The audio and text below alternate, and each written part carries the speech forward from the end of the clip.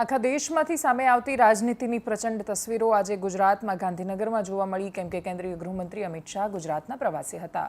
આવતીકાલે પોતાનું ઉમેદવારી પત્ર દાખલ કરવાના છે। એ પહેલા સુરતના નવસારીમાં અને અમદાવાદ પાસે ગાંધીનગરમાં સાણંદ કલોલ અને અમદાવાદના અલગ અલગ વિસ્તારોમાં ફરેલો રોડ શો બંને તરફથી ભારતીય જનતા પાર્ટીએ પોતાની જ્વલંત જીત માટેની અપેક્ષાની તસવીરો પ્રસ્તુત કરી તો બીજી બાજુ રાજ્યમાં આંદોલન વધારે ને વધારે તીવ્ર બન્યું અને જમીની મુદ્દાઓ ફરી એકવાર ગાયબ થયા। નમસ્કાર, આપની સાથે હું દેવાંશી। સૌથી પહેલા અમિત શાહના રોડ શોની વાત કરીએ। કલોલમાં, સાણંદમાં સૌથી પહેલા સાણંદથી શરૂઆત થઈ, કલોલમાં, અમદાવાદના અલગ અલગ વિસ્તારોમાં અને છેલ્લે વેજલપુરમાં સભાથી આખા કાર્યક્રમનું સમાપન થયું। રોડ શો અમિત શાહનો હતો તો સ્વાભાવિક રીતે જ ભારતીય જનતા પાર્ટીના કાર્યકર્તાઓ ખડેપગ હતા। સંપૂર્ણ તૈયારીઓની સાથે આખા કાર્યક્રમની શરૂઆત કરવામાં આવી હતી અને પત્રકારો સાથે જ્યારે વાતચીત કરી રહ્યા હતા ત્યારે કયા મુદ્દાનો જવાબ આપશે એના પર બધાને પ્રતીક્ષા રહેવાની હતી। એમણે કહ્યું કે હું આખા દેશમાં ફરીને આવ્યો છું અને એટલા માટે કહી રહ્યો છું કે આ વખતે અમે 400 પાર જઈ રહ્યા છીએ। અમિત શાહ જ્યારે આ બોલતા હોય ત્યારે વાતની ગંભીરતા વધી જતી હોય છે કેમ કે જે તે સમયે એમણે જે લક્ષ્યાંકો આપ્યા એને પાર કરી ચૂક્યા છે। ઉત્તર પ્રદેશની વાત હોય કે પછી 2019ની લોકસભાની ચૂંટણીમાં એમને આપેલો ટાર્ગેટ, ગુજરાતનો ટાર્ગેટ માત્ર 150 પારનો જે તે સમયે નહોતો પાર થઈ શક્યો। 2022માં એ પરિણામ પણ સામે આવ્યા એટલે ભારતીય જનતા પાર્ટી ઊંચા લક્ષ્યાંક આપીને એને પાર કરવામાં એમની કુશળતા ગણાય છે। પરંતુ પ્રશ્ન તો એમને પૂછવાનો હતો અને પત્રકારો જ્યારે એમને પ્રશ્ન પૂછે કે પરસોત્તમ રૂપાલાનો વિરોધ ચાલી રહ્યો છે તો એમની વચ્ચે એમની પાસેથી ભારતીય જનતા પાર્ટીના નેતા તરીકેનો જવાબ પણ અપેક્ષિત હતો। જો કે એમણે જે જવાબ આપ્યો એની અપેક્ષા પત્રકારે નહીં રાખી હોય। TV9ના એક ઇન્ટરવ્યૂમાં એમણે જવાબ આપ્યો કે પરસોત્તમ રૂપાલાએ દિલથી માફી માંગી લીધી છે અને એટલે જ એ કહેવા માંગતા હતા કે હવે ઉમેદવાર બદલવાનો કે બીજી કોઈ વાત કે ચર્ચાને અવકાશ નથી। અમિત શાહના કહેવાથી ભારતીય જનતા પાર્ટીનું સ્ટેન્ડ હવે એકદમ ક્લિયર થઈ ગયું છે। ભારતીય જનતા પાર્ટી હવેથી પરસોત્તમ રૂપાલાને કોઈપણ સંજોગોમાં ઉમેદવાર બદલે એ પ્રકારની વાતો હવે શક્ય નથી લાગી રહી। રાજનીતિ એ સંભાવનાઓનો ખેલ છે અને એટલા જ માટે આપણે 1% વાત છોડી દઈએ છીએ પરંતુ છતાંય હવે અમિત શાહના નિવેદન પરથી એ સ્પષ્ટ થઈ ગયું છે। GSTVના પત્રકારે પણ એ પ્રશ્ન કર્યો। એમણે પ્રશ્ન કર્યો અમિત શાહને કે પરસોત્તમ રૂપાલાનો વિરોધ થઈ રહ્યો છે। એમણે જવાબ આપ્યો કે તમારી ચેનલ સિવાય કોઈ જગ્યાએ વિરોધ નથી, તમારી ચેનલની આંખોમાં જ વિરોધ છે। આ પ્રકારનું એ સ્ટેટમેન્ટ જ્યારે આપી રહ્યા હતા ત્યારે શું એ વિરોધને નકારી રહ્યા હતા જે પરસોત્તમ રૂપાલાનો થઈ રહ્યો છે એના વિશે વાત કરીએ। ક્યાં ક્યાં વિરોધ થઈ રહ્યો છે બધી તસવીરો પણ તમને બતાવીએ। પણ એ પહેલાં અમિત શાહના 2 ચેનલના 2 સ્ટેટમેન્ટ જે મેં સાંભળ્યા એની અંદર બહુ સ્પષ્ટ એમણે કરી દીધું છે કે પરસોત્તમ રૂપાલાને ભારતીય જનતા પાર્ટી નથી બદલવા માંગતી। એ નથી બદલવા માંગતી એ કરવા માટે એમની પાસે બહુ સોલિડ રીઝન છે, બહુ બધા કારણો છે। એમાંથી સૌથી મહત્વનું કારણ એ છે કે ભારતીય જનતા પાર્ટીને એવું લાગી રહ્યું છે કે બોલવામાં ચૂક થઈ છે અને બોલવામાં ભૂલ થાય તો એની માફી હોય, એની સજા ન હોય અને સજા આપવાની હોય તો પણ એ પક્ષ નક્કી કરે, નહીં કે સમાજ નક્કી કરશે। અને એટલે જ ભારતીય જનતા પાર્ટી પોતાના એ તર્ક અને માન્યતાના આધારે નિર્ણય લઈ રહી છે। ભારતીય જનતા પાર્ટી એક પક્ષ છે અને કોને ટિકિટ આપવી કે નહીં એ પક્ષે જ નક્કી કરવાનું હોય છે। કોઈના દબાણ હેઠળ પક્ષ દરેક વખતે નિર્ણયો બદલી દે એવું પક્ષમાં સામાન્ય રીતે થતું નથી। ભારતીય જનતા પાર્ટીએ વારંવાર પ્રેશરમાં આવીને નિર્ણયો લીધેલા છે, મુખ્યમંત્રી બદલેલા છે, પરંતુ એ પ્રેશર, એ દબાણ કઈ હદ સુધી છે, રાજ્યની પરિસ્થિતિને લઈને, પક્ષની પરિસ્થિતિને લઈને, એની હાર જીત પર શું અસર પડી શકે એ બધા કારણોના આધાર પર પક્ષ નિર્ણય કરતો હોય છે। જો એમને એવું લાગતું હોય કે આ નિર્ણયથી પરસોત્તમ રૂપાલાને હટાવવાની કોઈ વાત આવતી જ નથી કેમ કે એમને હટાવીએ કે ન હટાવીએ રાજકોટની બેઠક પર પરિણામ પર અસર નથી થવાની તો ભારતીય જનતા પાર્ટી પોતાનો નિર્ણય શું કામ બદલે? એટલે એક પક્ષ તરીકે જે નિર્ણય લઈ રહ્યા છે એ એમની રીતે યોગ્ય છે। સવાલ આવે છે સમાજનો। લોકશાહીમાં તમે જ્યારે કોઈનો વિરોધ કરો છો ત્યારે વિરોધ દર્શાવવાની માત્ર એક રીત હોય છે, તમે એનો જવાબ મતથી આપો। કોઈ પણ વ્યક્તિ ગમે તેટલો તાકાતવર કેમ ન હોય, જનતાના વોટથી વધારે તાકાત કોઈની નથી। જનતા એકઠી થઈને જ્યારે મતના સ્વરૂપમાં જવાબ આપે છે ત્યારે ભલભલા તાનાશાહોથી માંડીને ભલભલા શાસકોથી માંડીને અદ્ભુત રાજાઓ અને અદ્ભુત શાસકો કે જેમણે પોતાના સમયમાં બહુ સારું કામ કર્યું, બધા જ લોકોને મતની તાકાતથી પડતા જોયા છે, ઊંચા થતા જોયા છે સમયે। અને એટલા જ માટે મત કેટલો તાકાતવર છે એના વિશે કહેવાની વિશેષ જરૂર નથી।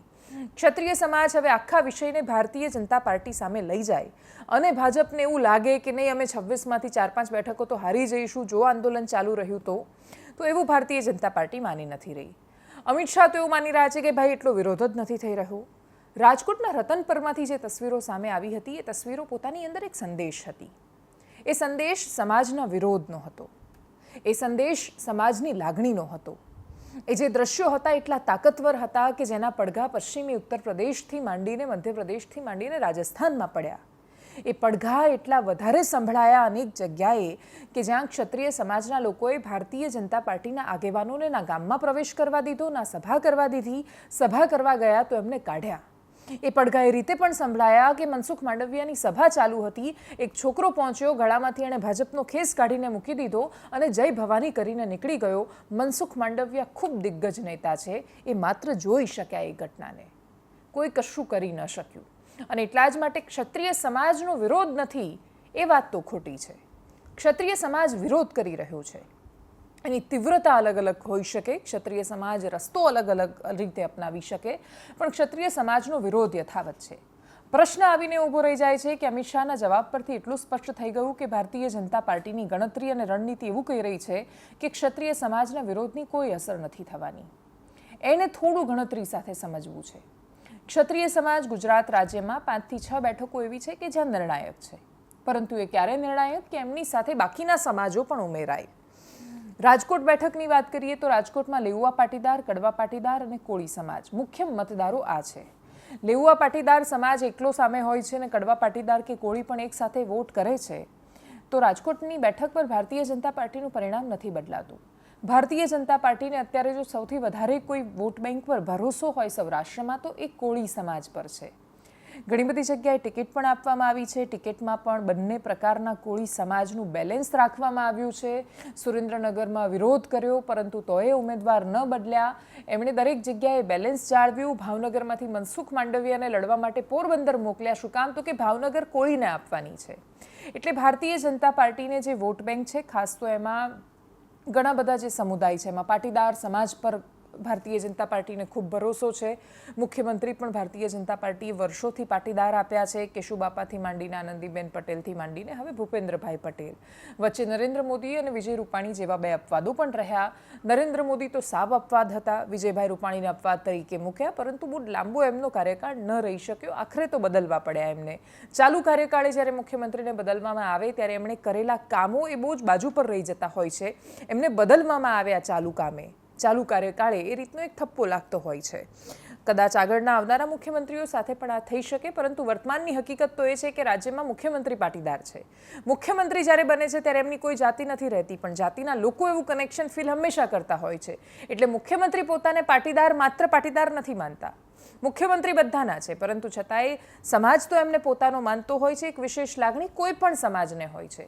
પાટીદાર મુખ્યમંત્રી છે તો પાટીદારને હોય, વિજયભાઈ રૂપાણી હતા તો જૈનોને એ લાગણી હોય, બધાને એ લાગણી રહેતી હોય છે. અને લાગણી ખોટી નથી પોતાની જાતિના નેતા માટે. એ ઘમંડ બની જાય ને મગજમાં ભરાઈ જાય તો સમસ્યાઓ થતી હોય છે. પાટીદાર સમાજ, કોળી સમાજ અને બાકીના જે સમાજો છે જેની સાથે ભારતીય જનતા પાર્ટીનો બહુ જ વર્ષો જૂનો નાતો રહ્યો છે, એ લોકો જો જળવાઈ શકે તો ક્ષત્રિયો સામે જાય કે બાજુ પર આવીને ઊભા રહે, ભારતીય જનતા પાર્ટીને વોટના ટકાવારી સિવાય કોઈ ખાસ ફરક પડે એવો નથી, એવું ભારતીય જનતા પાર્ટીની ગણતરી કહે છે.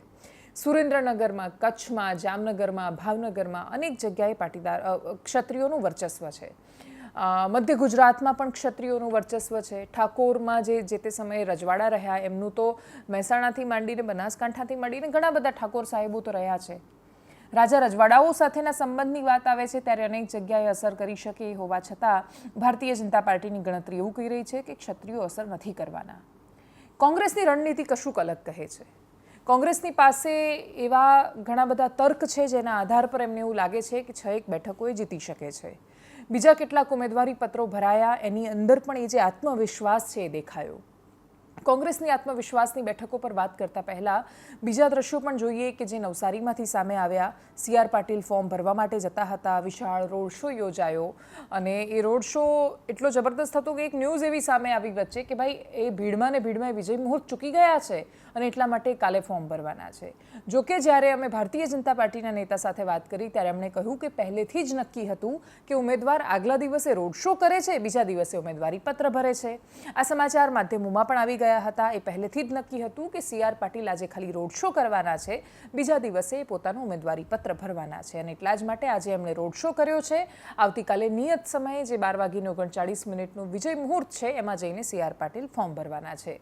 બે ઉમેદવારો ગુજરાત ભારતીય જનતા પાર્ટીના જે આવતીકાલે ફોર્મ ભરવા જઈ રહ્યા છે એ છે નવસારીથી સી આર પાટીલ, ગાંધીનગરથી અમિત શાહ.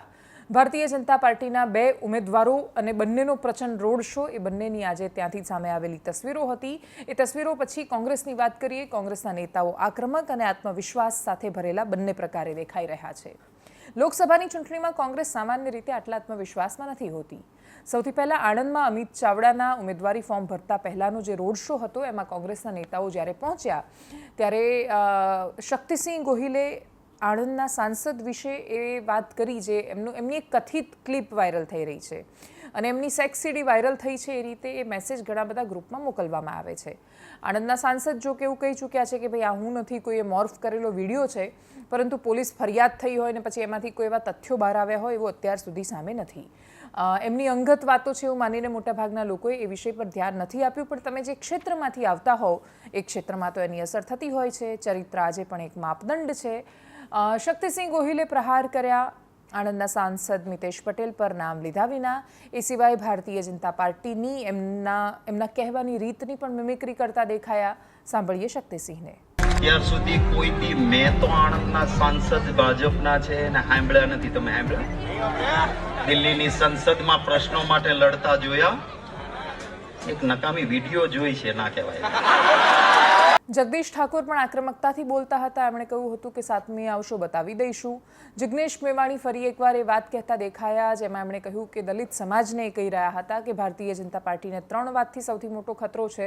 એકદમ સંક્ષિપ્તમાં સાંભળીએ જગદીશ ઠાકોરને, જિગ્નેશ મેવાણીને. આરએસએસ અને ભારતીય જનતા પાર્ટીના ધીરે ધીરે સુપડા છાપ થવાના છે. નરેન્દ્ર મોદી અને અમિત શાહની સભા હવે લોકોને બોરિંગ લાગી રહી છે. કોઈ એમાં જવા માંગતું નથી અને સત્તાના અહંકારના ઘમંડના કારણે જ એટલે પુરુષોત્તમ રૂપાલાની જીભ લપસી છે અને એમણે જે અપમાન કર્યું છે એ ફક્ત ક્ષત્રિય સમાજનું નથી કર્યું, સમગ્ર ગુજરાત અને સમગ્ર ભારતની એક એક બેન દીકરીના માતાનું અપમાન કર્યું છે.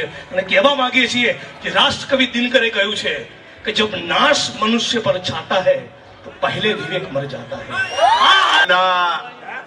फॉर्म भरવાની વિધિમાં અમે સૌ આવ્યા છીએ એવા મંચસ મહાનુભાવો. જોના મૂર્તિઓ જેવો લાગે છે ભરતભાઈ. મૂર્તિઓ જોરમાં અને માંડવિયા જોરમાં છે આજે. ભરતભાઈ, મુકુલજીભાઈ, શક્તિભાઈ અને સાફા બાંધીને માંડવિયાઓ આજે આવ્યા છે તે બધાને અભિનંદન પાઠવું છું. અમારે અને શક્તિભાઈને પાટણ 12:30 વાગે પહોંચવું છે. અમિતભાઈને કહ્યું છે જેટલો સમય માંગો એટલો સમય અહીંયા આણંદમાં રહેવાના છીએ અને 7મી તારીખ સુધી છઠ્ઠીનું ધાવણ ભાજપને યાદ કરાવવાનું. આટલું કર્યા પછી શક્તિસિંહ ગોહિલ, જગદીશ ઠાકોર સહિતના નેતાઓ પાટણ પહોંચ્યા હતા. ચંદનજી ઠાકોરની સભામાં હાજર રહ્યા હતા. જ્યાં જ્યાં આત્મવિશ્વાસ અથવા અપેક્ષા દેખાઈ રહી છે, કોંગ્રેસની આક્રમક જોવા મળી રહી છે, એ આક્રમકતા પરેશ ધાનાણી માટે પણ મહત્વની છે. પરેશ ધાનાણી રાજકોટ પહોંચ્યા છે. એમને કદાચ એવી પણ અપેક્ષા હોય કે પરસોત્તમ રૂપાલા પોતાનું નામાંકન પાછું લઈ લે, પરંતુ એવી તો દૂર દૂર સુધી સંભાવનાઓ દેખાતી નથી. ક્ષત્રિય સમાજનો રોષ યથાવત છે, પોતાની રીતે આંદોલન કરી રહ્યા છે. કાલે જીએમડીસી 19મી તારીખે બતાવી દઈશું, પાર્ટ 2 કરીશું એવી વાત કરી હતી. પરંતુ હવે એમને જીએમડીસીમાં સભા કરવા માટેની પરવાનગી મળે અને ફરી એકવાર રતન પર જેવું અને જેટલું શક્તિ પ્રદર્શન થાય એવી સંભાવનાઓ બચી નથી. ચૂંટણીના સમયમાં જીએમડીસીમાં બહુ જ મોટા સમાજને આવવા દે શહેરની અંદર અને એની પરવાનગી મળી જાય એવું લાગતું નથી. કેમ કે કાળા વાવટાએ નહીં ફરકાવવાના એવો તો પોલીસ કમિશનર પરિપત્ર જાહેર કરે છે. લોકશાહીમાં જનતાની પાસે વિરોધ વ્યક્ત કરવા માટે કાળા વાવટા સિવાય બીજા કોઈ રસ્તા હોતા નથી. નેતાઓ પણ વિપક્ષના નેતાઓની સામે પોતાનો વિરોધ કાળા વાવટા સિવાય તો જાહેર કરી શકતા નથી. જે તે સમયના કોઈ પણ દિગ્ગજ નેતાઓ આજે ભલે મુખ્યમંત્રી હોય કે કોઈ મોટા સ્થાન પર હોય કે રહી ચૂક્યા હોય, એ લોકો પણ જ્યારે વિપક્ષમાં હતા ત્યારે એમણે કાળા વાવટા તો ફરકાવ્યા છે. પોલીસનો શું પરિપત્ર છે એની દરકાર કર્યા વગર. પણ નેતા કે અધિકારીઓને મોટાભાગે કાયદા લાગુ નથી પડતા અને લાગુ પડ્યા હોય તો એ સત્તામાં આવે ત્યારે બધું બદલાઈ જતું હોય છે. એટલે સત્તામાં આવીશું એવી અપેક્ષા સાથે લોકો કરતા હોય છે. જનતા પોતાનો વિરોધ વ્યક્ત નહીં કરી શકે કેમ કે અમદાવાદ પોલીસ કમિશનરની મનાઈ છે ભાઈ કાળા વાવટા નહીં ફરકાવવાના. કાળો કલર જોઈને ડર લાગે છે, જેમ લાલ કલર જોઈને સાંઢને ડર લાગે એમ કાળો કલર જોઈને ડર લાગે છે. ભાઈ કાળો રંગ ન જોઈએ, એટલે અમદાવાદ પોલીસ કમિશનરનું એ પ્રકારનું જાહેરનામું છે. એ બધાની વચ્ચે પરેશ ધાનાણી રાજકોટમાં પહોંચ્યા. ક્ષત્રિય સમાજનો વિરોધ, ક્ષત્રાણીઓનો ઇમોશનલ એમની સાથેનો સંવાદ અને લેઉવા પાટીદારની સંસ્થાઓનો એમને મળેલું આડકતરું સમર્થન. પણ આ બધું પૂરતું નથી. રાજકોટ બેઠક જીતવા માટે સૌથી વધારે મહત્વનું છે સંગઠનનું એક્ટિવ રહેવું, સંગઠનનું મજબૂત રહેવું અને દરેક બૂથ પર તમારા માણસોનું હાજર રહેવું અને તમારા જે મતદારો છે એમને લઈને મતદાન કેન્દ્ર સુધી લઈ જઈને વોટિંગ કરાવવું. કેમ કે જ્યારે ચૂંટણી થવાની છે ત્યારે એ મે મહિનામાં કેવી ભયાનક ગરમી હશે એની આપણે ખાલી કલ્પના કરી શકીએ છીએ. હીટવેવની આગાહી કરવામાં આવી છે આવનારા દિવસોમાં, અને એટલા જ માટે પ્રચંડ ગરમીની વચ્ચે પ્રચંડ મતદાન કરાવવું એ ખાલી ઇલેક્શન કમિશન માટે નહીં, રાજકીય પક્ષો માટે બહુ મોટી ચેતવણી બનવાનું છે.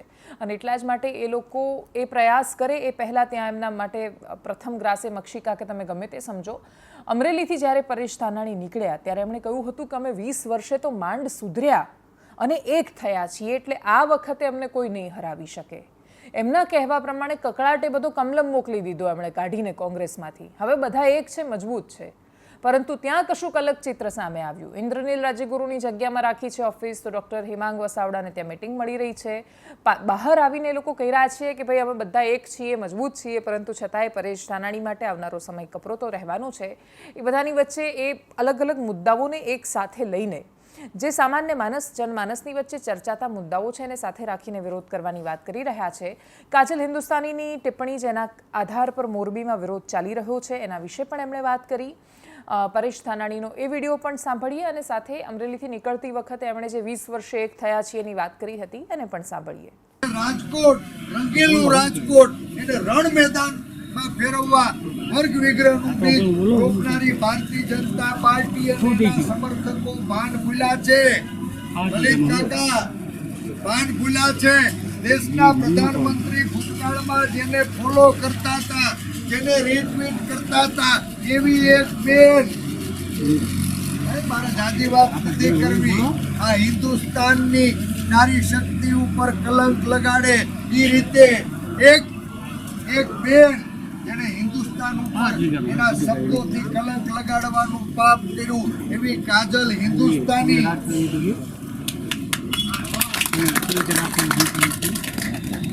મારી મોરબીની દીકરીએ એવા તે ક્યાં પાપ કર્યા લલિત કાકા? પોતાની પ્રસિદ્ધિ માટે આ મોરબીની દીકરીઓની આબરૂ ને દાવ ઉપર મોટી બાપ અમારે બેનોને બતાવવા જાવીએ છે તો કાલ કોઈ એને જવાબ શું આપશે? અને કોઈ રોકનારું નથી. માફ કરજો, ચૂંટણી લડવામાં નહોતું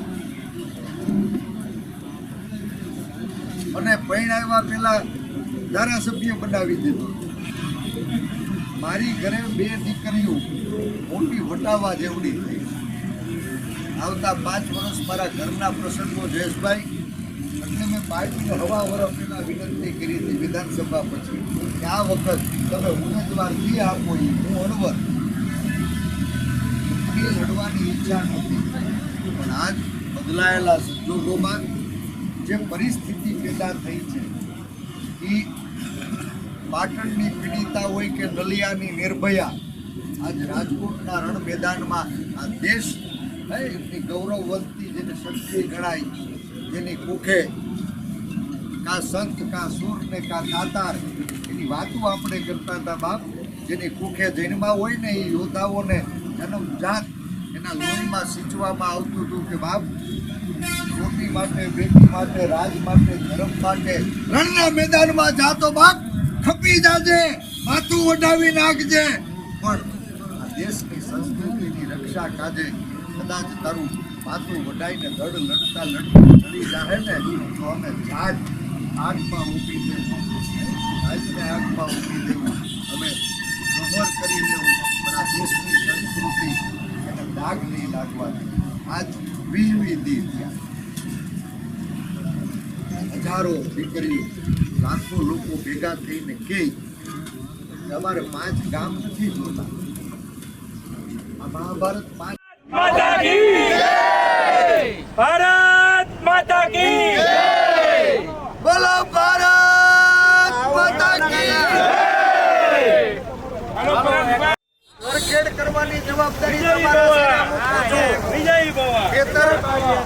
રસોડું ચોખ્ખું કરી નાખજો, ચા ચોખ્ખા રાખજો અને હોળાની હોળા થાય એવું અમરેલીમાં કરજો. સેટા મોસમ લઈને પાછો આવી જાય.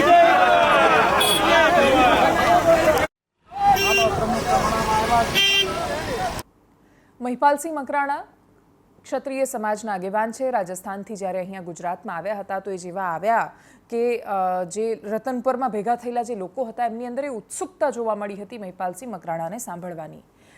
લોકો એમને જોવા માટે અને એમને સાંભળવા માટે ઉત્સુક હતા. એ મહિપાલસિંહ મકરાણાએ આજે એક વિડીયો શેર કર્યો જેમાં આખા દેશને હવે આખા મુદ્દાને દેશવ્યાપી બનાવવાની કોશિશ કરી રહ્યા છે. જેમાં એવું કહેતા પણ નજરે પડ્યા. એમના વિષયમાં એક હતો રવિન્દ્રસિંહ ભાટી, બાડમેરથી ચૂંટણી લડી રહેલા અપક્ષ ઉમેદવાર.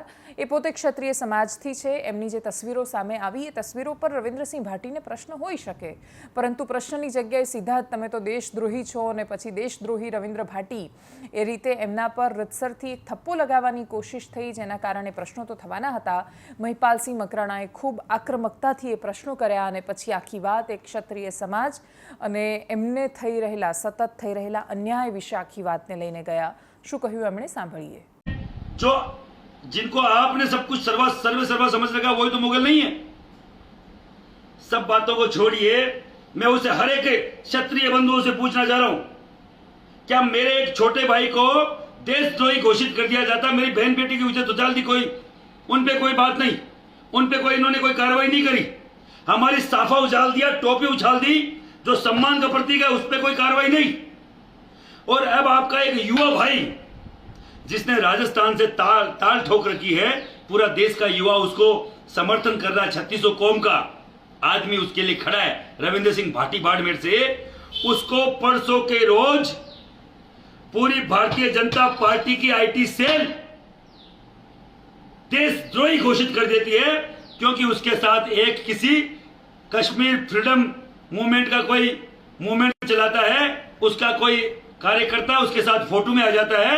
तो आप मुझे मानिए, आप मुझे समझाइए, क्या मोदी जी की फोटो महबूबा मुफ्ती से लेके उसे पुराने कश्मीर के आका जो है फारूक अब्दुल्ला उसके साथ तक नहीं है? जब आदमी बड़ा होता है तो उसके साथ किन किन लोगों की फोटो होती है उसको खुद को नहीं मालूम होता है. पर एक दोहरी मानसिकता देखिए, पूरे बाकायदा वहां लिखा गया रविंद्र सिंह भाटी और भाटी गद्दार होते हैं, देशद्रोही होते हैं, ये लिखा गया और हैशटैग चलाया गया. मेरा ननियाल भाटियों में है, मेरा ननियाल भाटियों में है. कोई भाटी को, भाटी समुदाय को, राजपूत समुदाय को देशद्रोही बोलेगा, उस बॉर्डर पे किसी के माई के लाल में हिम्मत नहीं जो भाटी का सीना चीर के और पाकिस्तान से ये भारत की भूमि पे आ जाए. लाखों भाटियों ने, लाखों राजपूतों ने वहां बलिदान दिया है इस देश की सरहद के लिए. अब यही दिन देखना पड़ गया था कि ये एक सीट के लिए किस नीचता की हद तक जा सकते हैं. રવિન્દ્રસિંહ ભાટી જેસલમેર બાડમેર લોકસભા ક્ષેત્રમાં જબરદસ્ત ટક્કર આપી રહ્યા છે. એ જીતશે કે કેમ, અથવા કોંગ્રેસને છેલ્લે ફાયદો થાય છે કે ખરેખર ભાજપ જીતીને આવે છે, એ બધું આપણને ચોથી જૂને ખબર પડવાની છે. હકીકત તો એ છે કે એક છોકરો પોતાની સભામાં ભીડ ભેગી કરી રહ્યો છે અને એટલી ભીડ ભેગી કરે છે જે આજે ગુજરાતના દિગ્ગજોએ ભેગી કરી. એ દિગ્ગજો ભીડ જ્યારે એમની સભામાં રેલીમાં ભીડ આવે છે તો એની પાછળ મેનેજમેન્ટ હોય છે, જબરદસ્ત વિશાળ મેનેજમેન્ટ હોય છે. રવિન્દ્રસિંહ ભાટીની પાછળ મેનેજમેન્ટ તો છે, રૂપિયા પણ લાગે છે, મોટી મોંઘી ગાડીઓ હોય છે, બધી હકીકત છે. પરંતુ છતાંય કોઈ પાર્ટી વગર કોઈ વ્યક્તિ એકલા એ ભેગા કરી શકે છે એ તસવીરો પૂરતી છે દેશની બદલાતી રાજનીતિને સમજવા માટે. પણ કોઈ વ્યક્તિ તમને જબરદસ્ત મજબૂતીથી ટક્કર આપી રહ્યું છે તો એનો મતલબ એ દેશદ્રોહી બની જાય છે. કોઈ પણ વ્યક્તિ પર દેશદ્રોહીના થપ્પા લગાવતી જે પ્રજા છે એના પર બહુ મોટો પ્રશ્ન થવો જોઈએ. આ સર્ટિફિકેટ આપવાનો સૌથી મોટો ભોગ જો કોઈ બન્યું હોય તો એ કોંગ્રેસ પક્ષ બન્યો. કોંગ્રેસ પક્ષે જ્યારે પ્રશ્નો કર્યા એમના નેતાઓને તો કોઈને દેશદ્રોહી કહી દેવામાં આવ્યા, તો કોઈને વામપંથી કહી દેવામાં આવ્યા. અને વામપંથી તો ચલો એમની વિચારધારાનો એક હિસ્સો હોઈ શકે, પરંતુ એમને સીધા જ નક્સલી કહી દેવામાં આવ્યા. પરંતુ એ જ કોંગ્રેસ પક્ષ, એ સર્ટિફિકેટનો ભોગ બનેલો પક્ષ પત્રકારોને સર્ટિફિકેટ આપતો ફરે છે. રાહુલ ગાંધીની પત્રકાર પરિષદ હોય, એમને પ્રશ્ન પૂછવામાં આવે તો તરત જ સીધું સર્ટિફિકેટ આપી દે કે ભાઈ તમે તો ભાજપાના એજન્ટ છો, ये भाजपा का प्रश्न है, ओपनिंग ही आपने भाजपा के लिए की है. આ રીતના જવાબો જ્યારે રાહુલ ગાંધી આપે ત્યારે પ્રશ્ન એ થાય કે ફરક શું રહ્યો? સર્ટિફિકેટ જ આપી રહ્યા છો તમે. પેલા લોકો દેશદ્રોહીના આપે છે, તમે ભાજપના આપો છો, પણ આખરે આપો તો સર્ટિફિકેટ છો. ઉત્તર પ્રદેશના ગાઝિયાબાદમાં પત્રકાર પરિષદ કરી રહ્યા હતા રાહુલ ગાંધી. પ્રશ્ન પૂછ્યો પત્રકારે, જે બહુ જ અપેક્ષિત પ્રશ્ન હતો.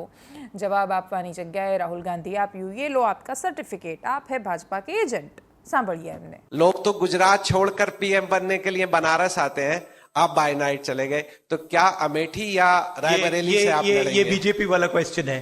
ये पत्रकार का सवाल. पहले ही opening ball BJP question. Very good, शाबाश. देखिए, अमेठी की बात कांग्रेस का डिसीजन है. जो भी मुझे ऑर्डर मिलेगा मैं वो करूंगा. सीईसी मीटिंग हमारी पार्टी में सीईसी मीटिंग्स में ये डिसीजन लिए जाते हैं. बट पहला बीजेपी का question, good question, thank you. જેનાથી તમે પ્રતાડિત હોવ એવા ને એવા બની જાઓ ત્યારે પ્રશ્નો ગંભીર રહેતા હોય છે. જો કે એ વાત પણ એટલી હકીકત છે કે એટલીસ્ટ સર્ટિફિકેટ આપવા માટે રાહુલ ગાંધી પત્રકાર પરિષદ કરી રહ્યા છે. પ્રધાનમંત્રી મોદીએ તો પ્રધાનમંત્રી બન્યા પછી પત્રકાર પરિષદ કરી જ નથી. ના રહેગા બાંસ ના બજેગી બાંસુરી જેવી પરિસ્થિતિ છે. લોકતંત્રના 4 પાયામાં સૌથી વધારે જવાબદારી જેના માથા પર હતી, બાકીના 3 પાયામાં કશો લોચો નથી થઈ રહ્યો. સ્થિરતા આપવાની ખુરશીને એટલે કે રાજ્યને અને દેશને, એના પર સૌથી વધારે વિશ્વસનીયતાનું સંકટ આવીને ઊભું છે. એ પાયો સૌથી વધારે ખોખલો બની રહ્યું છે. અને એટલા જ માટે એની હાલત તો એટલી દયનીય છે કે એક પક્ષમાં જે મુખિયા છે એ પત્રકાર પરિષદ કરતા જ નથી, અને બીજા મુખ્ય પક્ષના મુખિયા છે એમને જ્યારે પત્રકારો પ્રશ્ન કરે છે ત્યારે એ સર્ટિફિકેટ આપતા ફરે છે.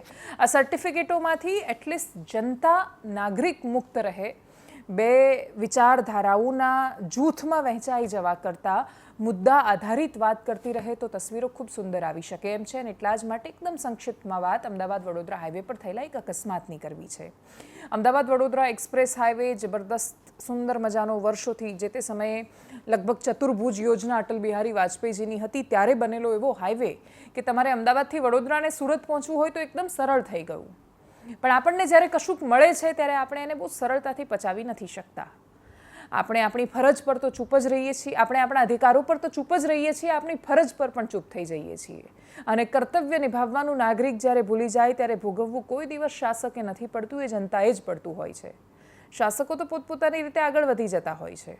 અમદાવાદ વડોદરા એક્સપ્રેસ હાઈવે પર એક અર્ટિગા કાર આવી રહી હતી વડોદરાથી અમદાવાદ તરફ, અને એનો અકસ્માત થયો. કમનસીબે અકસ્માતમાં 10 લોકો જે સવાર હતા એ બધાના મૃત્યુ થયા. પહેલો પ્રશ્ન ત્યાં આવ્યો કે ભાઈ અર્ટિગામાં 10 લોકો કેમના સવાર હતા અને કેવી રીતે બેઠા હશે એ લોકો? ઘીંટા બકરાની જેમ બેસાડ્યા હોય તો એ લોકો 10 આવી શકે. જો કે આપણે એ તસવીરો તો વારંવાર જોઈ છે કે જ્યાં 25-25 લોકોને નાની નાની જીપમાં 30, 35, 45 લોકોને આપણે બેઠેલા જોયા છે. એટલે એ હિસાબે આ ભીડ ન કહી શકાય. આપણે ઘટનાના ભૂખ્યા માણસો છીએ. આપણે પ્રતીક્ષા કરીએ છીએ કે કોઈ ઘટનામાં એકસાથે બહુ જ બધા લોકોના મૃત્યુ થઈ જાય, એના પછી આપણે પ્રશ્નો કરીશું. અહીંયા પણ એ જ થયું. એક્સપ્રેસ હાઈવે પર જે મૃત્યુ થયો એમાં તો એવું કહેવાયું કે એને ટેક્સીની જેમ વપરાઈ રહી હતી, પણ ગાડી પર ટેક્સી પાર્સિંગ નહોતું. પહેલો પ્રશ્ન 10 માણસોને બેસાડવાનું છે, બીજો ટેક્સી પાર્સિંગનો છે. એનાથી પણ મોટો અને સૌથી મહત્વનો પ્રશ્ન જે લોકોએ એક્સપ્રેસ હાઈવે પર ગાડી ચલાવી છે. ગઈકાલે રાત્રે હું એ જ હાઈવે પરથી ગાડી ચલાવીને આવી છું, એટલા માટે ત્યાં જે જોયું એ તમને કહી રહી છું કે ઇમરજન્સી લેન, જે તમે રસ્તાની ડાબી બાજુની જે છેલ્લી લેન છે, ઇમરજન્સી લેન છે. કોઈ પણ વ્યક્તિ ઇમરજન્સીમાં એની ગાડી બગડે છે, પંક્ચર થાય છે, કંઈ પણ ઇસ્યુ થાય છે તો એ લોકો સાઈડ પર ઊભા રહે છે. અને એ જે જગ્યા છે એ ગાડી ઓવરટેક કરવા માટે છે જ નહીં, એ ગાડી ચલાવવા માટે છે જ નહીં. ઇમરજન્સી લેન તરીકેનો ઉપયોગ થતો હોય, લોકો એટલી બધી સ્પીડમાં હોય છે, 100ની સ્પીડ તો મહેસૂસ જ નથી થતી એક્સપ્રેસ હાઈવે પર. એટલે 100, 120, 150ની સ્પીડ ત્યાં સામાન્ય બની જાય છે. એ સ્પીડમાં લોકો ઓવરટેક પણ કરે છે અને ડાબી બાજુથી ઇમરજન્સી લેનમાં ઓવરટેક કરવા જાય છે. તમે જ્યારે અતિશય ઝડપમાં હોવ ત્યારે તમને નથી ખબર હોતી કે તમારી સામે અચાનક ગાડી આવી જશે તો તમારું શું થશે. આ એક સૌથી મોટો પ્રશ્ન થયો ઇમરજન્સી લેનમાંથી ઓવરટેકિંગનો. આ બધા પાસાઓમાંથી એક છેલ્લું પાસું કે જેના કારણે કદાચ બચી શકાયું હોત તો એ હતું કે જે ડમ્પર ચાલક હતો એ જ્યારે ઊભો છે સાઈડમાં ગાડી કરીને, કેમ કે અમે પણ જોયું કે બપોર પડતાની સાથે જ્યાં છાયો આવે છે ત્યાં બધા જ લોકો અચાનક પાર્ક કરીને ઊભા રહી જાય છે. તમે અચાનક સાઈડમાં આવી જાઓ, તમારી મોટી ગાડી છે એટલે તમને દરકાર નથી, તમે ટ્રક ચલાવો છો, ડમ્પર ચલાવો છો, જે ટકરાશે એનું કરુણ મૃત્યુ થવાનું છે, તમને તો અસરે નથી થવાની. પણ એટલે તમે બેફામ ન બની શકો. એ લોકો શું કરે છે, સાઈડ પર અચાનક ગાડી લઈને ઊભા રહી જાય છે ને એના પછી ના એ લાઇટ ઓન કરે છે, ના એ જે ટ્રાફિકના કોન હોય જે મૂકવાના હોય, તમે આઈડિયલી ઊભા છો કોઈ જગ્યાએ તો એ મૂકેલા હોય છે. કોઈ પણ વ્યક્તિ કદાચ એ પોતે ઇમરજન્સીમાં એક્ઝિટ લેવા જાય છે કે કંઈ પણ કરવા જાય છે, એના ટકરાવાની પૂરી સંભાવનાઓ આવી જાય છે. એટલે લેફ્ટ સાઈડ પરથી ડાબી બાજુથી કોઈએ ઇમરજન્સીમાં રોડ ક્રોસ ન જ કરવો જોઈએ. જે લોકો ઊભા રહે છે એ લોકોની અંદર એટલી નૈતિકતા તો જાગવી જ જોઈએ કે એ લોકો એટલીસ્ટ લાઇટ ચાલુ રાખે, જેથી ખબર પડે આવવાવાળા માણસને કે અહીંયા કોઈ વાહન છે. આ બધી બાજુથી જ્યારે જવાબદારીઓ ચૂકાય છે ત્યારે કરુણાંતિકાઓ સર્જાય છે. કોઈ એક જગ્યાએ જો કશુંક સાચું થઈ ગયું હોત તો કદાચ આટલી ખરાબ દુર્ઘટના આપણે ન જોવી પડતી. આપણે આખો દિવસ આપણા બધાને આઘાત લાગ્યો જ્યારે 10-10 માણસોના મૃત્યુ થાય એકસાથે આપણે લાશો જોઈએ ત્યારે આપણું મગજ થોડી વાર માટે એવું થઈ જાય કે આ શું થઈ ગયું છે. પણ કમનસીબે એક સાથે જોઈએ તો જ થાય છે. આવા છૂટા છૂટા અનેક અકસ્માતો બને છે, આપણને નથી થતું. અને એટલા જ માટે આ માનવીય સ્વભાવ છે એવું માની લઈએ, કેમ કે છૂટા છૂટા એક અકસ્માતો પર આટલા ડિટેલમાં અમે વાત નથી કરતા ને. ખાલી જનતા નથી બોલતી એવું થોડું છે. અમે પણ ક્યાં એક અકસ્માતોનું વિશ્લેષણ આટલી રીતે કરીએ છીએ. એટલે આપણને ઘણી બધી વાતો ખબર છે. આપણને એ પણ ખબર છે કે હેલ્મેટ ના પહેરીએ, એક્સિડન્ટ થાય, માથા પર વાગે તો મરી જવાય. પણ આપણે નથી પહેરતા કેમ કે આપણે એવું માનીએ છીએ કે દરેક દુર્ઘટનાઓ બાજુવાળા જોડે જ થવાની છે. એ અમારી સાથે તો ક્યારેય થશે જ નહીં. આપણને એ પણ ખબર છે કે આપણે લાઇટ આ રીતે ઓન કર્યા વગર બાજુમાં ઊભા રહીશું, કોઈ પણ માણસ આવશે, ટકરાશે, એનું મૃત્યુ થશે, આપણને કોઈ ચિંતા નથી હોતી. આપણે તથ્ય પટેલ જેવો અકસ્માત જોઈ ચૂક્યા છીએ. એના પછી પણ અનેક રસ્તા પર લાઇટ નથી ચાલુ થઈ. આપણને ખબર છે કે જે પેલી વ્હાઇટ કલરની લાઇટ છે ગાડીમાં, એ સામેવાળાની આંખોમાં પડે છે, અંજાઈ જાય છે, આંખો અકસ્માત થઈ જાય છે એનાથી. અને છતાં આપણે ત્યાં ના લાઇટ પર એ પ્રતિબંધ છે અને ના આપણે લાઇટ ન હોય તો નખાવે છે ઉપરથી ગાડીવાળા, પણ કોઈ ફરક પડતો નથી, કોઈ અસર થતી નથી. અને એટલા જ માટે એક સાથે અનેક મૃતદેહો જોઈને 5 મિનિટ માટે, 5 મિનિટ પણ વધારે છે, 5 સેકન્ડ માટે કલ્પાંત કરવા ટેવાયેલા આપણે કથિત સંવેદનશીલ માણસો આ દેશના નાગરિક બનવાના લાયક બનીએ એવી અપેક્ષા રહેવાની છે. નમસ્કાર.